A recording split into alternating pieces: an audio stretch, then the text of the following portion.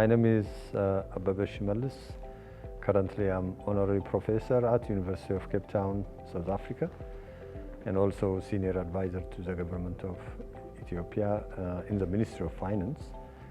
This project was initiated by the African Economic Research Consortium, where myself and Kevin Gallagher from Boston University co-authored a paper on triple global crisis Africa faced and the need for managing liquidity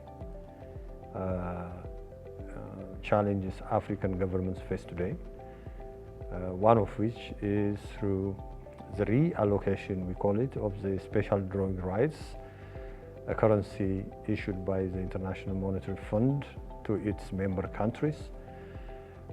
This is basically a follow-up from 2021, or about then, when IMF released 450 billion worth of SDR to increase the liquidity of the international financial system. And then climate change, we are seeing its effects in Eastern Africa, Southern Africa, droughts, severe flood, and other extreme weather conditions, which also made African farmers extremely vulnerable to these shocks. So when you combine all these three shocks, recovery in Africa is now very slow.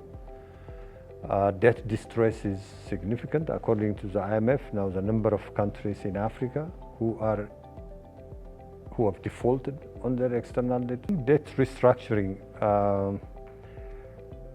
is underway under the common framework, but very few African countries seized that opportunity. Only Zambia, Ethiopia, Ghana have gone through that.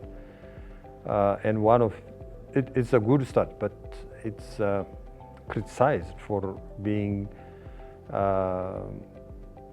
inadequate, ad hoc, and long drawn for the countries that need permanent solution to their debt situation.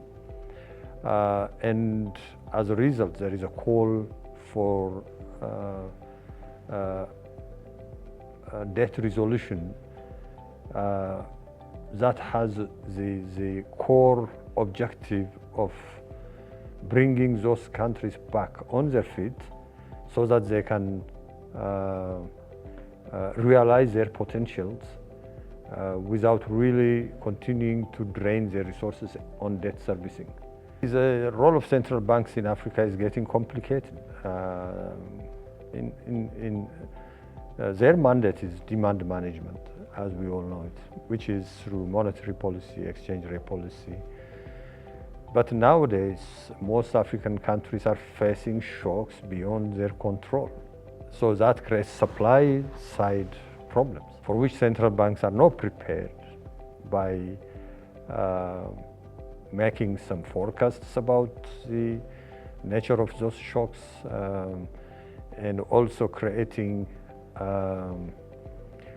mechanisms, risk mitigating mechanisms to ward off their long-term impact. It's also important African governments continue to deepen their structural reforms, to improve their governance and transparency whenever it comes to